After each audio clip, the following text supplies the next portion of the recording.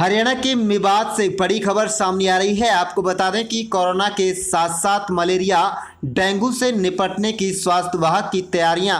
आपको बता दें कि नुह उपायुक्त शक्ति सिंह ने कहा कि कोरोना की तीसरी लहर की संभावना को देखते हुए हमने कम्युनिटी मेडिसिन के अलावा संबंधित डॉक्टरों से बातचीत की है कि अगर ऐसी सूरत बनती है कि कोविड के साथ साथ डेंगू मलेरिया के केस सामने आते हैं तो उससे कैसे निपटना है, कहां से दवाइयों की व्यवस्था हो सकती है, आकलन किया जा रहा है।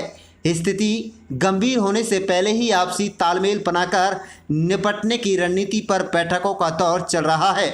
कुल मिलाकर बरसात के सीजन में डेंगू मलेरिया के केस निपटाना, कोविड के साथ साथ इस पर भी काम किया जा रहा है। डॉक्टर सुरेंद्र यादव सीएमओ मेवात ने पत्रकारों से बातचीत के दौरान कहा कि कोरोना केसों में कमी देखने को मिल रही है। जब संक्रमण बढ़ रहा था तो मलेरिया में लगाए गए कर्मचारियों को भी कोविड से निपटने के इंतजामों में लगा दिया था, उसको वापस मलेरिया के काम में अब लगा दिया गया है।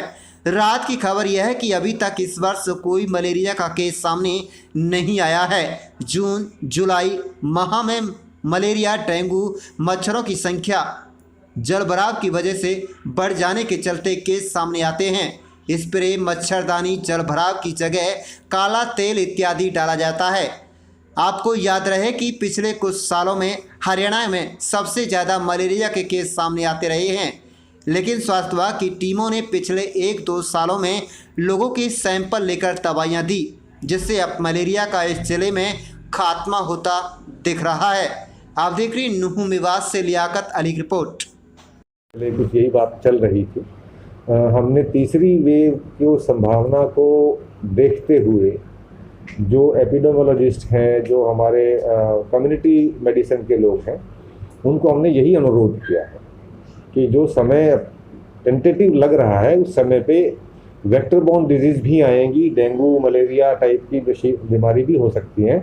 तो अगर वो कम्बिनेशन हो जाए तो उस वक्त हमें कौन सी दवाइयों की आवश्यकता पड़ सकती है, कौन सी चीज़ों की आवश्यकता पड़ सकती है, उसके लिए अभी से आकलन कर लेंगे और हम उसकी सोर्सिंग करके रखेंगे कि वो हमें कहाँ से मिले। और इसके लिए हम मेडिकल एक्सपर्ट से भी राय करेंगे कि इसमें कौन कौन से कॉम्बिनेशंस पॉसिबल हैं जिसकी वजह से स्थिति को गंभीर होने से पहले नियंत्रित किया जाए। मलेरिया वर्कर्स थे जो कोविड ड्यूटीज़ में लगे थे, उन सबको वहाँ से रिलीव करके मलेरिया के काम के लिए लगा दिया गया है और उनका दवाइयों का छिड़काव, लार्वा चेक करना, हर गांव में एक डेली एक्टिविटी चल रही है। इससे पहले भी हम 2 महीने पहले 4-4.5 लाख पॉपुलेशन का स्लाइड भी बना चुके, जिसमें हमारा एक भी केस नहीं आया।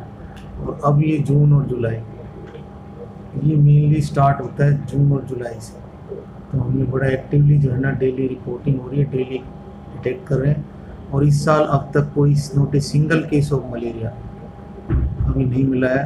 होपफुली है कि इसी एक्टिविटी चलते चलते शायद हम इस साल मलेरिया फ्री का हमारा एम रहेगा कि कोई भी एक केस ना निकले। और स्टाफ सारा बड़ा सेंसिटाइज है, बहुत एक्टिवली काम कर रहे हैं और हमारे डिप्टी मलेरिया उनको बिल्कुल ना डेली उनकी रिपोर्टिंग ले रहे हैं। डिटेल डिप्टी सीएमओ ना मलेरिया आपको बता देंगे, लेकिन 65 के आसपास तो हमारे मलेरिया वर्कर ही हेल्थ के जो इस काम में लगे हैं। उसके साथ साथ जो हर साल हायर करते हैं वर्कर्स जो स्प्रे का काम करते हैं, वो कितने नंबर्स हैं वो डॉक्टर विजयपाल आपको बता देंगे, लेकिन वो ऑलरेडी काम कर रहे हैं।